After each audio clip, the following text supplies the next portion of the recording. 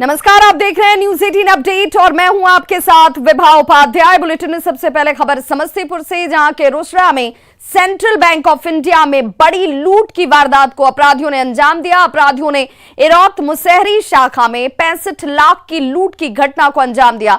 हालांकि ग्रामीणों ने लुटेरे को पकड़ लिया। पकड़े गए लुटेरे के पास से एक बंदूक और रुपयों से भरा हुआ बैग बरामद किया गया है। बाकी लुटेरे मौके से फरार हो गए, जिन्हें पकड़ने के लिए पुलिस की तरफ से छापेमारी की जा रही है। आपको बताते चलें कि समस्तीपुर में एक सप्ताह के भीतर लूट की ये तीसरी बड़ी वारदात है और इसी से समझा जा सकता है कि लुटेरों के हौसले किस कदर बुलंद हैं। लूट की घटना पर जब न्यूज 18 एसपी के बातचीत करने की कोशिश करता नजर आया तो उन्होंने कुछ भी कहने से इनकार कर दिया और इस पूरे मामले पर चुप्पी साध ली। अपराधी सब आया था, वही बैंक में लूट करके चला गया। कितने की लूट हुई है? वही 65-66 लाख था। कितने की संख्या में अपराधी आए थे? वही 3-4-5 गए होंगे। तो यहाँ क्या कुछ उसके बाद हुआ है? क्या कुछ पकड़ाया है या फिर सभी भाग गए? मारपीट भी किया गया आपके साथ क्या? सब पैसा लूट करके भाग गया। कोई पकड़ाया भी है क्या? सब बोल रहे ग्रामीण पकड़ाया है नागपुर में। तो रोसड़ा में बैंक लूटकांड के अपराधियों की गिरफ्तारी के लिए समस्तीपुर पुलिस खाक छानती दिख रही है। कई थानों की पुलिस सर्च अभियान चला रही है। खुद समस्तीपुर पुलिस अधीक्षक हृदयकांत इस सर्च ऑपरेशन में शामिल हैं। मौके का जायजा लिया न्यूज 18 संवाददाता मुकेश कुमार ने। रोसड़ा के इरौत मुसहरी गांव में बैंक लूट की वारदात के बाद समस्तीपुर पुलिस के द्वारा लगातार अपराधियों की गिरफ्तारी के लिए सर्च अभियान चलाया जा रहा है और खुद पुलिस अधीक्षक हृदयकांत इसका नेतृत्व कर रहे हैं। आप तस्वीर में देख सकते हैं, ये गांव के आसपास का जो चौर का इलाका है, जहां पे पुलिस के द्वारा लगातार सर्च अभियान चलाए जा रहे हैं और इसमें जो अपडेट है 65 लाख से अधिक की लूट हुई है और एक अपराधी को लोगों ने पकड़ा है, जिसके बाद जो अन्य अपराधी भागे हैं उनके भागने की दिशा में लगातार सर्च अभियान चलाया जा रहा है। अब देखने वाली बात होगी कि पुलिस को अन्य अपराधियों को पकड़ने में कब तक कामयाबी मिलती है। Mukesh Kumar, news 18 network, Samastipur. और ऐसे में न्यूज 18 ये सवाल उठाता है, ये सवाल पूछता है कि आखिर पुलिस क्या कर रही है। लुटेरे आखिर इस कदर बेखौफ क्यों हैं? क्योंकि घटनाएं रुकने का नाम नहीं ले रही हैं। लगातार एक के बाद लूट की कई वारदातें सामने क्यों हो रही हैं और अपराधी जो इन घटनाओं को अंजाम देते हैं वो पकड़ में क्यों नहीं आ रहे? अपराध और लूट की घटनाओं को अंजाम देने के बाद आखिर अपराधी भाग कैसे निकलते हैं और इन अपराधियों की गिरफ्तारी कब तक होगी, ये बड़ा सवाल।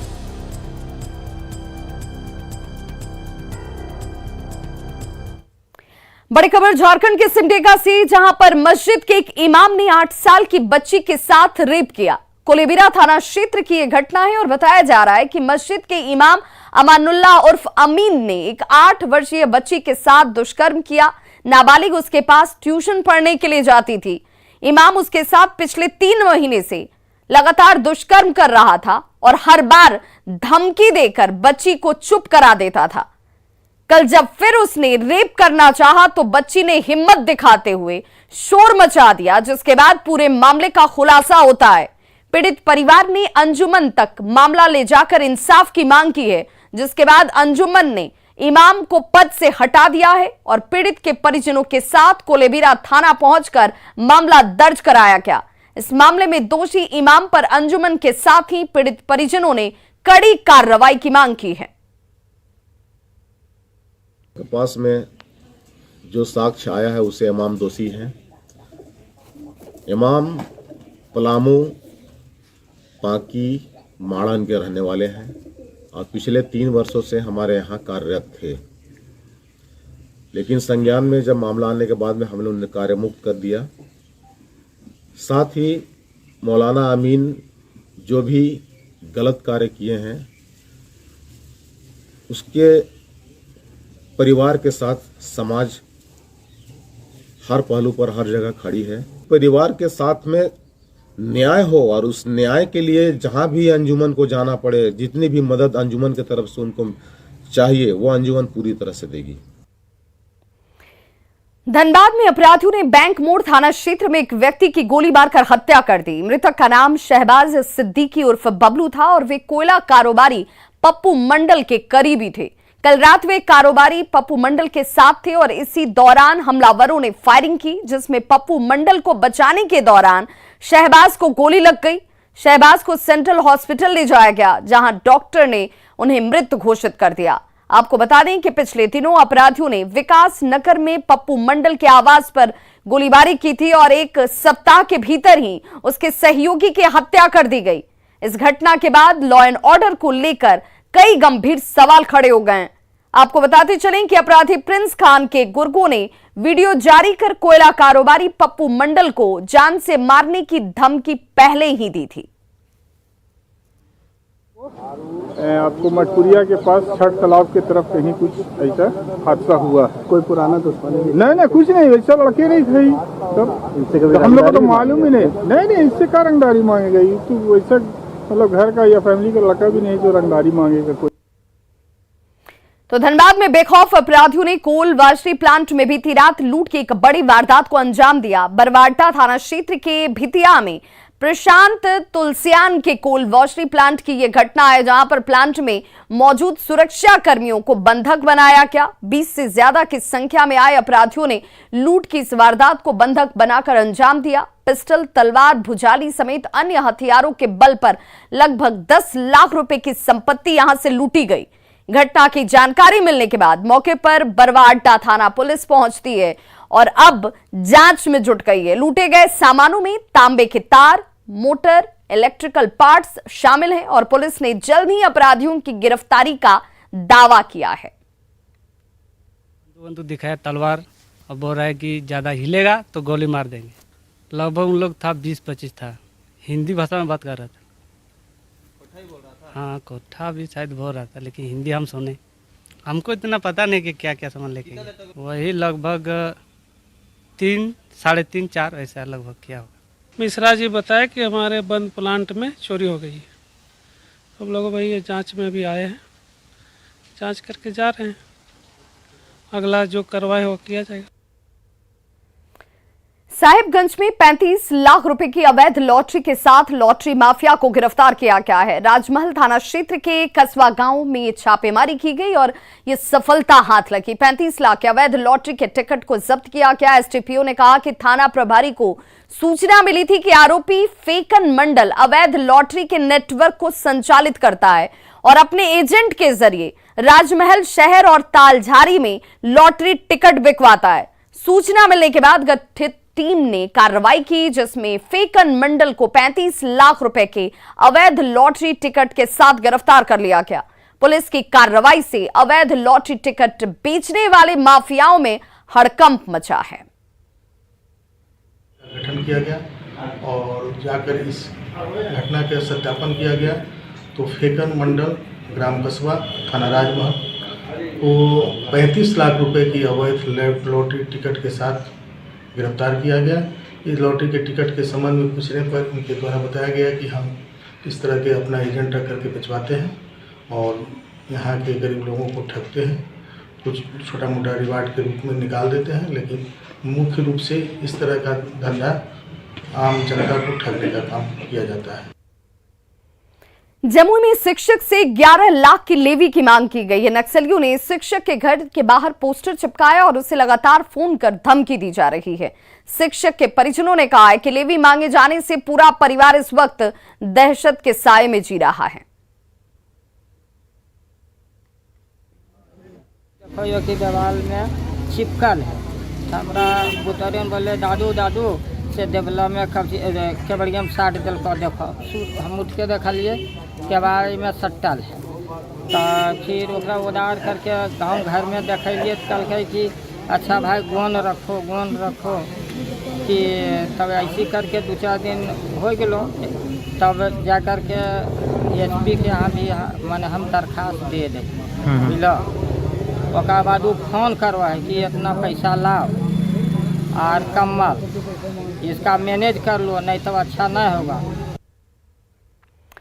पटना में कस्तूरबा विद्यालय के कर्मचारियों ने जमकर हंगामा किया और बिहार शिक्षा परियोजना परिषद के ऑफिस का घेराव किया गया। मेन गेट पर ताला जड़ दिया गया। प्रदर्शन कर रहे कर्मचारियों ने अधिकारियों को ऑफिस में काफी देर तक रोके रखा। कर्मचारी अपनी मांगों को लेकर प्रदर्शन करते नजर आए।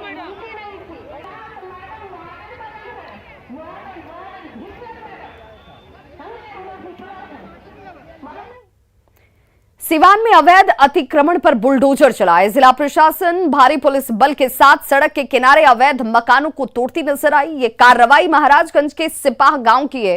इस गांव में करीब 37 मकानों पर कार्रवाई की गई है। अतिक्रमण हटाने गई टीम को पुलिस के आक्रोश को भी झेलना पड़ा।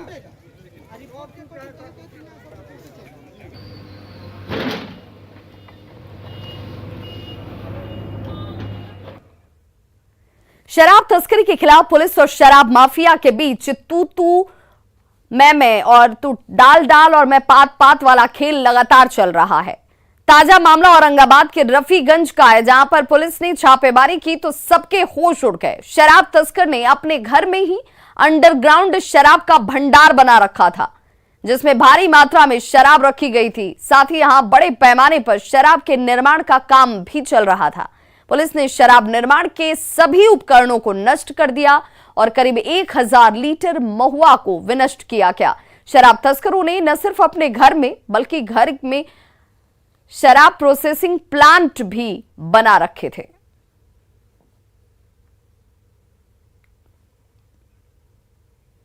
और अब बात हादसे के सोमवार की, तो आज 3 जिलों में 3 बड़े हादसे हुए। तीनों हादसों की तस्वीरें इस वक्त आप अपने टीवी स्क्रीन पर देख रहे हैं, जहां पर पहली तस्वीर कैमूर की है। कुदरा में हाईवे पर टूरिस्ट बस और ट्रक की सीधी टक्कर हो जाती है। बस चालक की घटना स्थल पर ही इस हादसे में मौत हो गई। इस बस में तकरीबन 35 टूरिस्ट बैठे हुए थे जिस वक्त यह हादसा हुआ। सभी तीर्थ यात्रा पर निकले हुए थे जब बस हादसे का शिकार हो गई। दूसरी तस्वीर मोतिहारी की है, जहां पर ट्रक और कार की भीषण टक्कर हो गई। हादसे में कार सवार 9 लोग गंभीर रूप से घायल हैं। हादसे के बाद ट्रक चालक और खलासी फरार हो गए। कार सवार सभी लोग थावे मंदिर में पूजा करने जा रहे थे। तीसरी तस्वीर नवादा की है, जहां पर बस और ट्रॉली के बीच टक्कर होती है। घटना में 5 लोग घायल हो गए।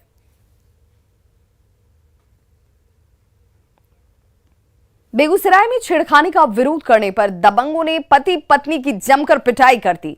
ईंट पत्थर और लाठी डंडे से हुए हमले में पति और पत्नी गंभीर रूप से घायल हो गए, जिनका इलाज सदर अस्पताल बेगूसराय में चल रहा है। पूरे मामले में हैरानी की बात यह है कि पुलिस वाले अपने सीमा क्षेत्र की बात कहकर एफआईआर दर्ज करने से इनकार कर रहे हैं।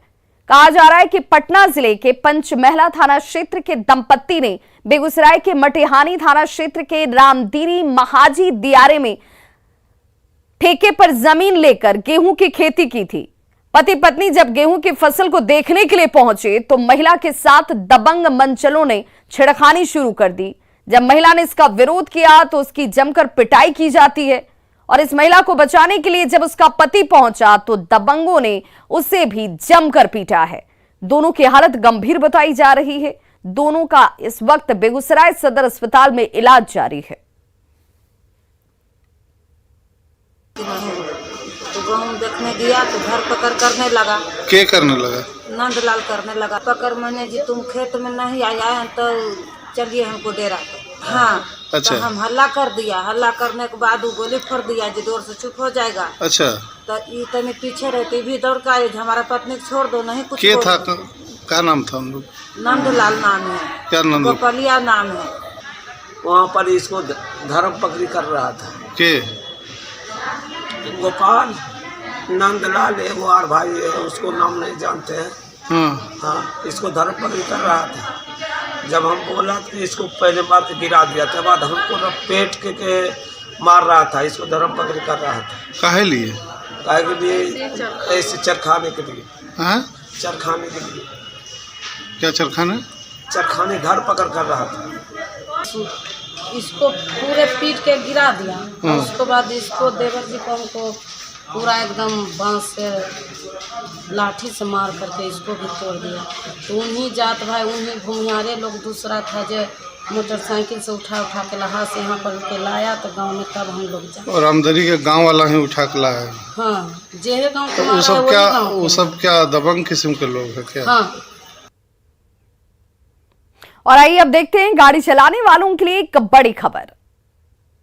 समय की बड़ी खबर वेल्वोलिन लेकर आया है ऑल क्लाइमेट एडवांस और all climate premium full synthetic engine oil, जो कि सुटेबल है हर कार के लिए और दे बेहतरीन ड्राइविंग एक्सपीरियंस। तो आइए लोगों से पूछते हैं उनकी राय। Valvoline all climate full synthetic engine oil डालने से मेरे कस्टमर की कार ठंड में हाफ सेल्फ स्टार्ट हो जाती है और बैटरी की लाइफ भी बढ़ जाती है। वेल्वोलिन और climate premium engine oil compact car से लेकर पावरफुल एक्सयूवी सभी गाड़ियों के लिए परफेक्ट है। तो इस बुलेटिन में बस इतना ही, लेकिन चलते चलते नजर डाल लेते हैं अब तक की सुर्खियों पर। Elegant steel, India's number 1 QST बार, भरोसा दिखता नहीं टिकता है। गुमला में मुख्यमंत्री हेमंत सोरेन की खतियानी जोहार यात्रा, विपक्ष पर साधा निशाना, कहा सबका ख्याल रखती है गठबंधन की सरकार। सिमडेगा में मस्जिद के इमाम पर मासूम बच्ची से रेप का आरोप, नाबालिग के शोर मचाने पर 3 माह से जारी गंदे खेल का खुलासा, इमाम फरार, गिरफ्तारी में जुटी पुलिस। निलंबित IAS पूजा सिंघल की जमानत पर सुप्रीम कोर्ट में सुनवाई, सर्वोच्च अदालत ने ईडी को जारी किया नोटिस, 2 जनवरी को होगी मामले की अगली सुनवाई। धनबाद कोयलांचल में अपराधियों का राज, बैंक मोड़ में कोयला कारोबारी के करीबी की गोली मारकर हत्या, बरवा अड्डा में कोलवाशरी प्लांट में 10 लाख की संपत्ति लूटी। Elegant steel, India's number 1 QST बार, भरोसा दिखता नहीं टिकता है।